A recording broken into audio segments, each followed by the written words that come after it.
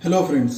पिछले वीडियो में हमने बात करी थी डिपॉजिट बैंकिंग और लोन बैंकिंग के बारे में कि ये क्या है और इनमें क्या फ़र्क है। अब हम बात करेंगे मनी डिपॉजिट के बारे में और कमोडिटी डिपॉजिट के बारे में। यानी कि जब हम किसी बैंक में या किसी मनी वेयर हाउस में हम मनी डिपॉजिट करते हैं या किसी वेयर हाउस में जब हम कोई कमोडिटी यानी कोई चीज़ डिपॉजिट करते हैं, तो इन दोनों के बीच में क्या फ़र्क है। जब हम मनी को किसी बैंक में रखते हैं, जिनको एक तरह से हम मनी वेयर हाउस भी कह सकते हैं, और जब हम किसी दूसरी चीज़ को, जैसे सपोज अनाज हो गया, फर्नीचर हो गया, कंप्यूटर हो गया, या कोई भी ऐसी चीज़ हो गई, कोई भी कमोडिटी हो गई जिसको हम किसी गोदाम में रखते हैं, किसी वेयर हाउस में रखते हैं, तो इन दोनों स्टोरेज में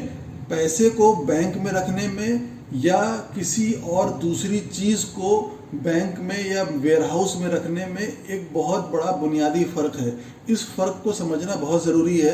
इस फ़र्क को अगर समझे रहेंगे तो आगे चल के जब हम मॉनेटरी पॉलिसीज़ का एनालिसिस करेंगे या बैंकिंग सिस्टम की जो प्रैक्टिसेस हैं उनका एनालिसिस करेंगे, तो उन चीज़ों में कन्फ्यूजन होने की प्रोबेबिलिटी कम हो जाएगी और चीज़ों को समझना आसान हो जाएगा। जब भी हम किसी कमोडिटी को यानी किसी आम ज़रूरत की चीज़ को किसी स्टोरेज हाउस में रखते हैं, जैसे सपोज़ अनाज हो गया या सपोज़ फर्नीचर हो गया या जैसे कोई और मशीनरी हो गई, इसको जब हम किसी स्टोरेज हाउस में, वेयर हाउस में रखते हैं, तो वहाँ पे ये बहुत ज़्यादा दिनों तक पड़ी नहीं रहती।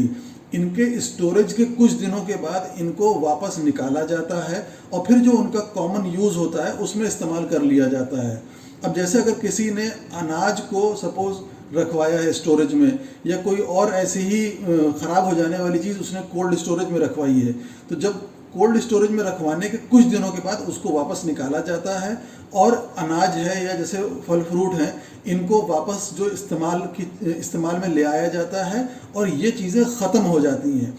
अब जैसे किसी ने सपोज़ फर्नीचर रखाया किसी स्टोरेज हाउस में, तो वो फर्नीचर जब तक वहाँ पड़ा रहेगा, उससे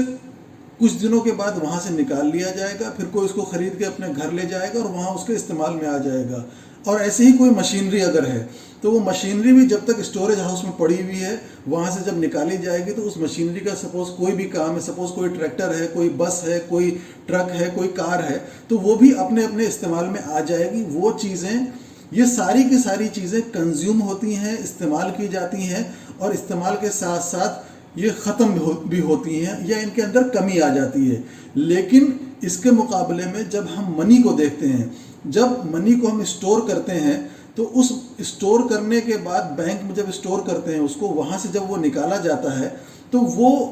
ख़त्म नहीं होती, वो इस्तेमाल या कंज्यूम नहीं होती, बल्कि वो एक हाथ से दूसरे हाथ में ट्रांसफ़र होती है।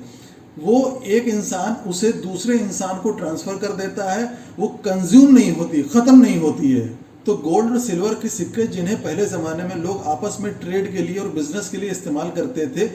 वो भी आपस में कंज्यूम नहीं होते थे, एक हाथ से दूसरे हाथ में ट्रांसफ़र होते थे। हाँ, मगर जो गोल्ड और सिल्वर गहनों के तौर पे, जेवरात के तौर पे इस्तेमाल किया जाता था, वो कंज्यूम होता था और वो एक हाथ से दूसरे हाथ नॉर्मली ट्रांसफ़र नहीं होता था। सिर्फ गोल्ड और सिल्वर के जो सिक्के या जो बड़े ट्रांजैक्शंस में जो ब्रिक्स यानी जो ईंटें इस्तेमाल होती थी, वही ट्रांसफ़र होती थी।